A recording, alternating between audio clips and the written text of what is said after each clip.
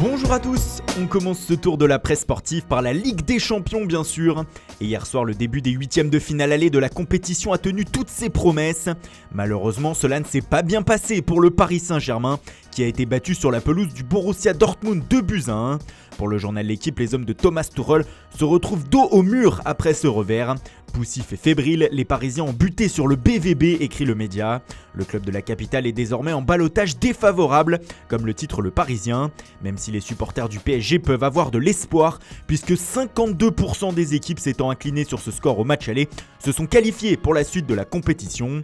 Le but de Neymar laisse Paris dans la course, mais il a été éclipsé par le doublé du nouveau phénomène norvégien, Erling Braut Haaland.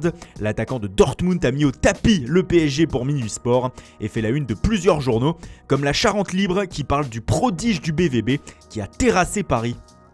Haaland est le nom à la mode en ce mercredi matin. En effet, l'attaquant de 19 ans a impressionné par son efficacité devant le but de Keylor Navas hier. 4 frappes, 2 cadrés et bien sûr 2 buts. Pour Bild, il est tout simplement géant. Recruté cet hiver à Salzbourg avec qui il avait déjà impressionné en phase de groupe, le Norvégien confirme en phase éliminatoire. Une mode qui dépasse les frontières françaises et allemandes ce matin. La Gazzetta dello Sport parle de phénomène qui a mis KO le Paris Saint-Germain.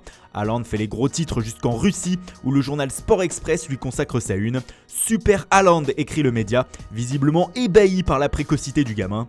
Comme toute l'Europe en somme. L'autre huitième de finale allée de la soirée opposait l'Atlético de Madrid au champion d'Europe en titre Liverpool. Et surprise, ce sont les Colchoneros qui se sont imposés 1-0 sur une réalisation de Saúl Ñíguez. Un but qui vaut de l'or, qui est un trésor ce matin pour Marca, car l'équipe de Diego Simeone a affiché une solidité défensive rarement vue à ce niveau. Et ce petit but pourrait peut-être s'avérer décisif. Pour As, la leçon c'est qu'il ne faut jamais cesser d'y croire. Les Madrilènes ne sont pas très bien en Liga actuellement, mais ils ont su saisir leur chance en Ligue des Champions.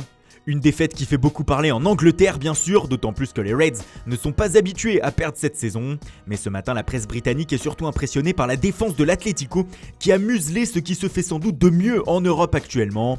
Pour The Guardian, Liverpool a pris une leçon espagnole et se retrouve frustré ce matin. Rendez-vous compte, les Reds n'ont pas cadré un seul tir hier au Wanda Metropolitano. Pour le Daily Star, Jürgen Klopp a été écrasé par Diego Simeone. Pour le Times, cela montre que les joueurs de Liverpool, en premier lieu Mohamed Salah, sont humains et qu'il est possible de les battre. Le Mirror enfin fait dans l'ironie en parlant à la place de Klopp qui dit « Ah, c'est donc ça la sensation lorsqu'on perd ». Rappelons que le club de la Mersey est invaincu en Première Ligue.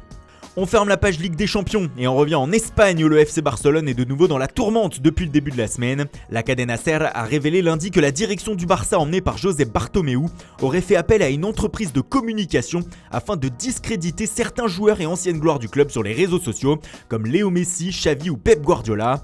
Ceci dans l'optique des prochaines élections à la présidence du club en 2021. Hier, lors d'une conférence de presse, Bartomeu est venu s'expliquer et a formellement démenti ces informations, tout en expliquant toutefois qu'il venait de rompre le contrat avec l'entreprise de communication en question. Pour la presse catalane et notamment Mundo Deportivo, il y a un sacré désordre sur le web et ces révélations pourraient avoir de graves conséquences. Toujours sur la une du média, le dossier Martin Braithwaite continue d'avancer. L'actionnaire majoritaire du club de Leganés a indiqué hier que si les Blaugrana voulaient son avant-centre, il fallait payer la clause libératoire du joueur, à savoir 18 millions d'euros. Le Barça sait à quoi s'en tenir. Une autre rumeur transfert fait aussi la une de Tuttosport ce matin. Selon le média transalpin, la Juventus et notamment son entraîneur Maurizio Sarri garderaient un œil sur l'attaquant de Manchester City Gabriel Jesus. Le Brésilien n'est pas toujours titulaire chez les Citizens et pourrait se poser des questions, surtout si les Anglais restent exclus de toute Coupe d'Europe par l'UEFA en fin de saison. Enfin, on termine par une pensée pour Heung-min Son, l'attaquant coréen de Tottenham. Hier, les Spurs annonçaient que leur joueur s'était cassé le bras lors du dernier match. Et comme l'a indiqué José Mourinho en conférence de presse, sa saison semble déjà terminée. Cela fait les gros titres du Daily Express, surtout que ce soir Tottenham reçoit Leipzig dans le cadre de son 8e de finale aller de Ligue des Champions.